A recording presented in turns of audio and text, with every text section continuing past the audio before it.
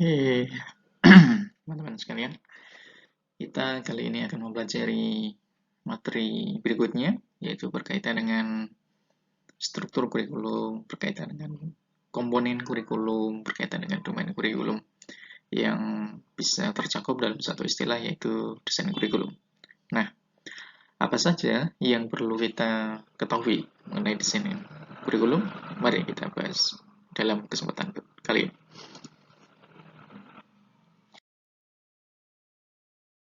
Nah, sebagaimana kita telah pelajari sebelumnya bahwa desain kurikulum sebenarnya sangat kompleks. Ada 3 kategori utama hal yang memengaruhi desain kurikulum, yaitu filosofi, psikologi, dan sosiologi. Ketiganya bukan sekedar sebagai satu bidang keilmuan yang berdiri sendiri atau terkait satu sama lain untuk bisa mengatur kurikulum, tapi misal saja sosiologi. Sosiologi pasti terkait dengan realitas masyarakat, terkait dengan konflik sosial, terkait dengan keragaman, terkait dengan konteks sosial, apakah di perkotaan atau di pedesaan, kalau di Indonesia misalnya di Jawa atau luar Jawa dan sejenisnya. Semua itu pasti mempengaruhi kurikulum. Sosiologi juga berkaitan dengan keberadaan dari sebuah kehendak politik dari pemerintah misalnya, juga berkaitan dengan aliran politik yang banyak sekali, berkaitan dengan ideologi-ideologi yang juga punya kepentingan, termasuk ideologi ekonomi politik, kapitalisme, liberalisme, kemudian juga yang lainnya. Nah, semua hal itu memengaruhi kurikulum. Sehingga ketika orang mendesain kurikulum, maka muatannya juga sangat kompleks sekali. Ada banyak hal yang dipengaruhi oleh pandangan filosofi seseorang sebagai diri yang punya pandangan tertentu terhadap dunia, misalnya juga dipengaruhi oleh pandangan sekelompok orang yang punya gagasan ideal mengenai manusia yang ideal itu seperti apa, dan juga tatanan sosial masyarakat yang ideal itu seperti apa. Jadi sangat kompleks sekali. Ada juga yang menekankan pada dimensi psikologis, lebih berpusat pada siswa dan seterusnya. Oleh karena itu memang patut kita katakan adanya kompleksitas dalam desain kurikulum yang semuanya dipengaruhi dan dapat kita persempit kategorisasinya menjadi 3 hal yang utama, yaitu filosofi, psikologi, dan sosiologi. Nah, kalau kita lihat komponen desain dari sebuah kurikulum, maka sebenarnya komponen desain kurikulum tersebut terdiri dari 4 hal yang utama, yaitu ada tujuan pendidikan atau pembelajaran yang jelas, dan kemudian untuk mencapai tujuan pendidikan atau pembelajaran yang jelas tersebut, diperlukan materi yang dipelajari. Nah, seringkali kita memahami kurikulum dalam pengertian yang kedua ini saja, yaitu materi yang dipelajari. Padahal tidak. Mestinya di dalam sebuah dokumen kurikulum, dalam sebuah struktur kurikulum juga harus ada tujuan pendidikan atau pembelajaran. Karena hanya dengan menentukan atau adanya tujuan pendidikan atau pembelajaran itulah, maka serangkaian aktivitas belajar itu bisa terjadi. Nah, kita bisa melihat ada beberapa istilah kalau dalam bahasa Inggris untuk bisa merepresentasikan istilah tujuan ini. Misalnya ada aims of education, ada the purpose of education, ada objective of education atau objective of learning, ada outcome, ada macam-macam gitu. Jadi istilah-istilah itu nanti akan bisa menggambarkan level atau cakupan tujuan pembelajaran itu. Nah, dari materi yang dipelajari ini, maka kemudian ada komponen yang lain di dalam satu desain kurikulum, yaitu pengalaman belajar. Nah, pengalaman belajar ini pasti akan berkaitan dengan aktivitas pembelajaran. Jadi yang seringkali kita sebut sebagai taught curriculum atau kurikulum yang diajarkan, kurikulum yang dipelajari secara real oleh siswa. Nah, di sini berkaitan dengan media pembelajaran yang menunjang, berkaitan dengan metode atau strategi pembelajaran yang menunjang. Dan terakhir adalah evaluasi. Evaluasi ini adalah upaya untuk bisa mengetahui sejauh mana aktivitas dari pembelajaran yang merupakan implementasi dari kurikulum untuk mencapai tujuan pendidikan tertentu itu berhasil atau tidak. Nah, komponen desain kurikulum tersebut didokumentasikan dalam bentuk dokumen kurikulum yang memuat struktur kurikulum, silabus, dan lesson plan. Dan dalam konteks sebuah negara, terutama misalnya di Indonesia, kalau kita bicara wilayah pendidikan formal, kurikulum pasti dipayungi oleh kebijakan pendidikan. para ahli misalnya sudah mengidentifikasi beberapa kategori kurikulum yang kita kaitkan dengan komponen desain kurikulum. Ada tujuan, materi, pengalaman, dan evaluasi ini. Alan Gladron dan Sherry Jalil misalnya dalam ulasan yang dikemukakan dengan baik oleh Ornstein dan Hanskin tahun 2018 di halaman 30 kita bisa melihat ada kategori misalnya recommended curriculum. Ini kurikulum yang direkomendasikan oleh para pakar kurikulum, oleh para pengkaji dan pengembang kurikulum. Ada juga written curriculum, yaitu rekomendasi tersebut sudah dalam bentuk dokumentasi, sudah dalam bentuk dokumen kurikulum, ada strukturnya, ada silabusnya dan sejenisnya ini, yang menjadi acuan dalam pembelajaran guru-guru di sekolah, di kelas. Ada taught curriculum, ini kurikulum yang diajarkan, kurikulum yang betul-betul dilaksanakan di kelas. Ada supported curriculum. Support curriculum ini sebenarnya merupakan berbagai perangkat penunjang kurikulum. Ada media pembelajaran, ada buku ajar, ada buku teks, buku pegangan guru, dan sejenisnya ini. Dia sifatnya mensupport kurikulum, tapi ya itu bagian dari kurikulum. Seringkali kita kalau di Indonesia misalnya menemukan guru-guru mungkin tidak membaca dokumen kurikulum, tapi dia menjalankan pembelajaran di kelas berdasarkan pada buku paket yang mereka miliki. Nah, mereka berarti menekankan pada supported curriculum itu. Ada assessed curriculum, yaitu kurikulum yang dievaluasi, yang dinilai keberhasilannya. Ada learned curriculum, ada kurikulum yang dipelajari secara real oleh siswa, dan ada hidden curriculum. Hidden curriculum adalah kurikulum tersembunyi, yaitu kurikulum yang dalam banyak kasus tidak direncanakan tapi turut dipelajari dan mengaruhi pengetahuan dan karakter siswa. Misalnya, sekolah pasti tidak mengajari siswanya untuk menyontek, tapi menyontek sebenarnya menjadi satu keterampilan yang dalam banyak kasus justru dipelajari oleh siswa ketika mereka sekolah. Ketika mereka mau menghadapi tes, maka mereka belajar bagaimana cara menyontek yang baik. Tapi ada juga tentunya hidden curriculum yang tidak bersifat negatif.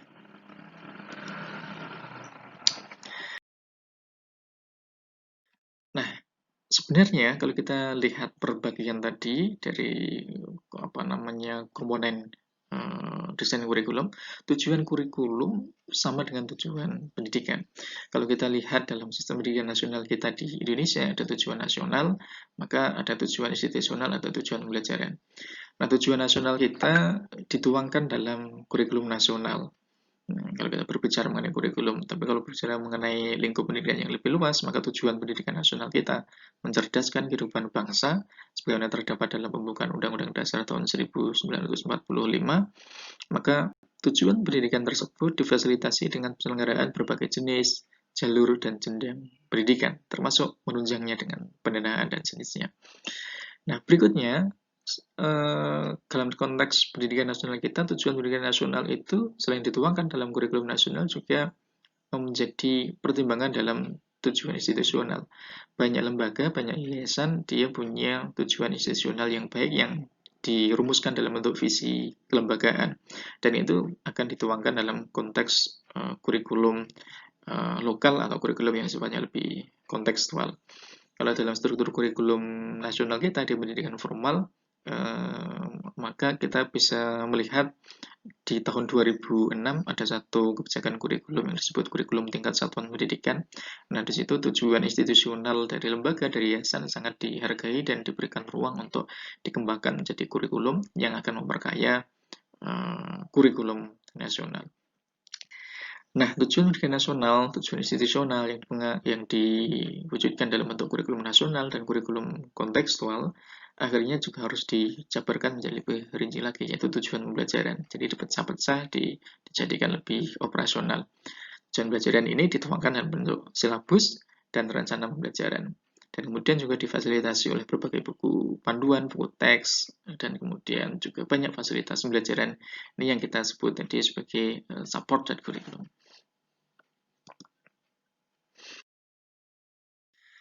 Nah, di dalam mengorganisasikan materi, kalau yang pertama tadi tujuan pembelajaran, komponen dari kurikulum itu, kurikulum dari desain kurikulum, yang kedua adalah materi. Ada beberapa konseptual dalam pengorganisasian materi yang perlu diperhatikan. Ya, saya mengambil ini dari bukunya Ornstein dan Hanskin tahun 2018 halaman 184 sampai 185. Yang pertama adalah scope atau lingkup. Scope atau lingkup dari materi yang akan dipelajari itu berkaitan dengan kedalaman dan keluasan pengalaman belajar dan juga materi. Dan juga terkait juga dengan domain pembelajaran. Misalnya ranah yang akan diasah melalui aktivitas pembelajaran atau materi itu apa? Apakah kognitif, apa afektif, apakah psikomotorik? Kognitif yang tingkat rendah, sedang, atau tinggi, atau higher order thinking skill, atau seperti apa? Nah, itu berkaitan dengan lingkup yang dipelajari. Nah, tiap mata pelajaran atau tiap kompetensi sebenarnya punya lingkup atau punya scope ini.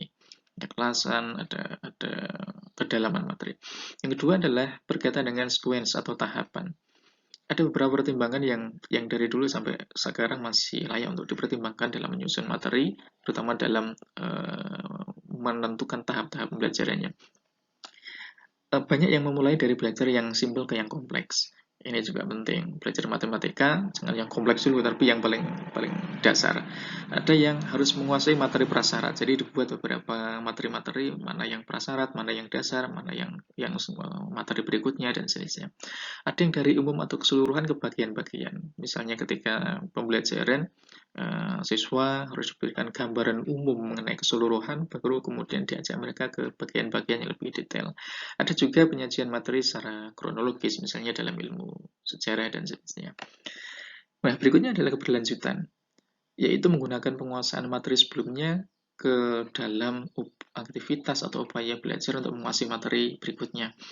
Nah, continuity ini juga harus diperhatikan. Misalnya ketika belajar menulis dan sudah bisa menulis, maka sebenarnya kemampuan dan keterampilan menulis ini akan selalu diulang dan diperkuat penguasaannya ketika mengerjakan tugas-tugas tertulis dalam mata pelajaran yang lain.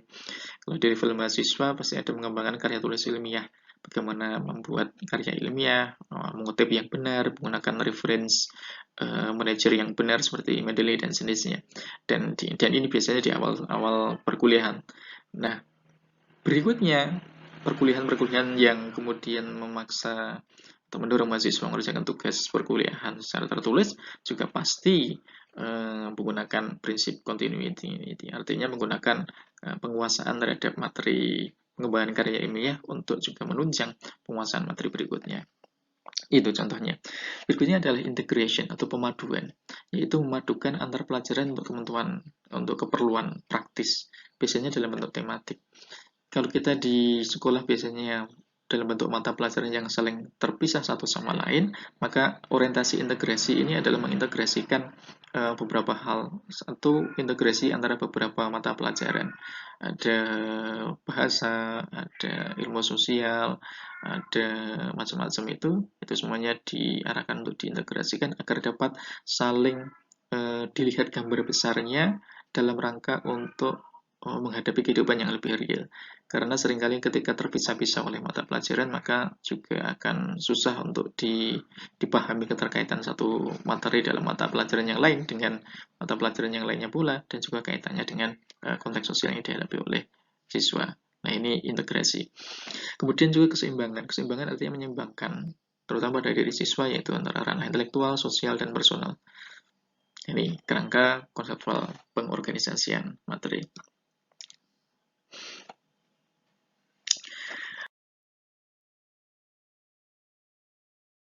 Nah, di sini ada 3 aliran utama pengorganisasian materi.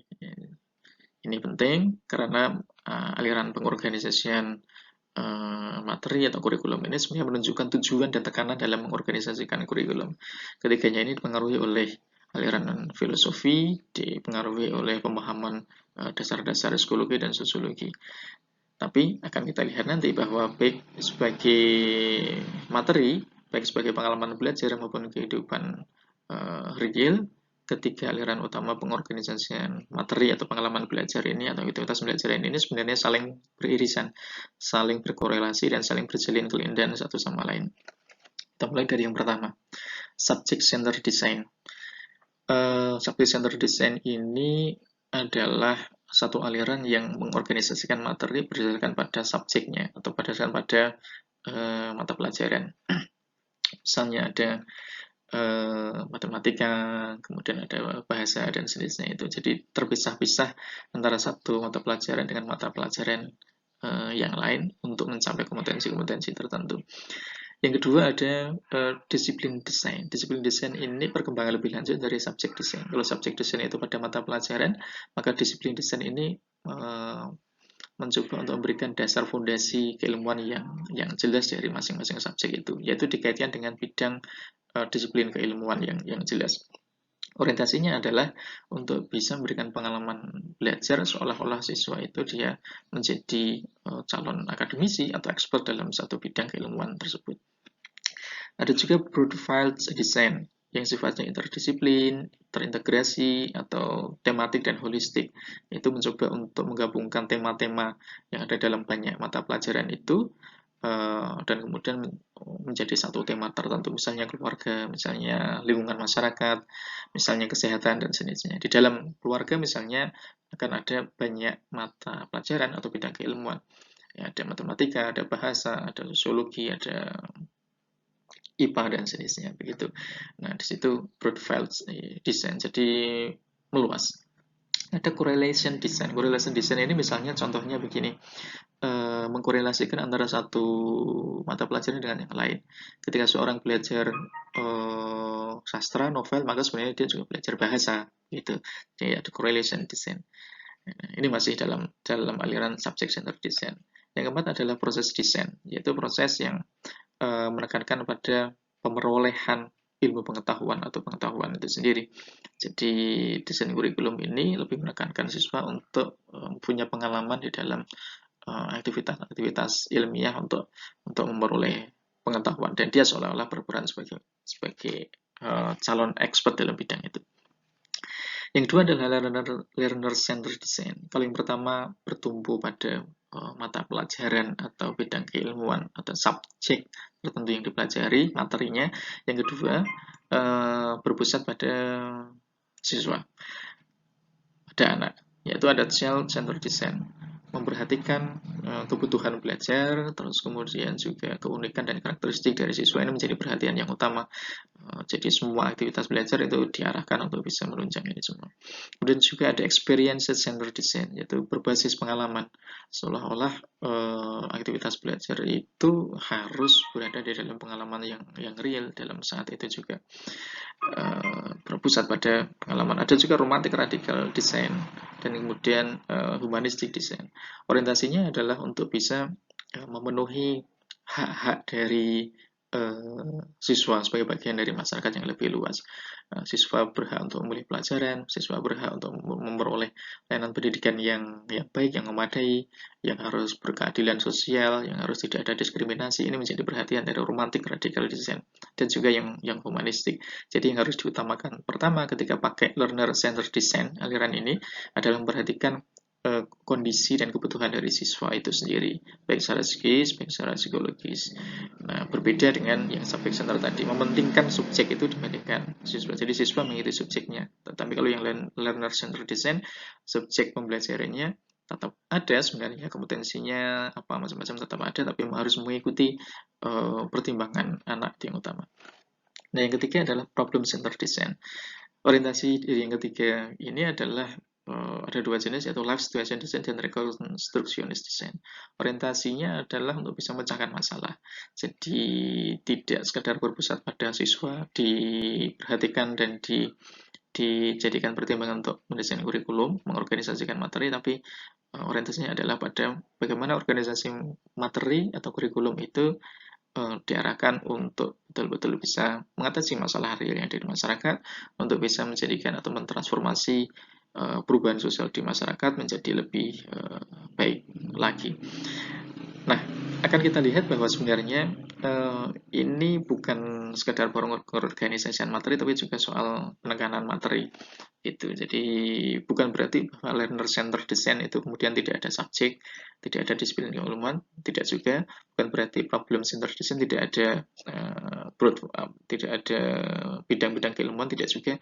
Tapi learner center design maupun problem center design lebih menekankan perancangan dan pengorganisasian materi pada masing-masing pertimbangan itu, yaitu siswa, yaitu problem itu sendiri.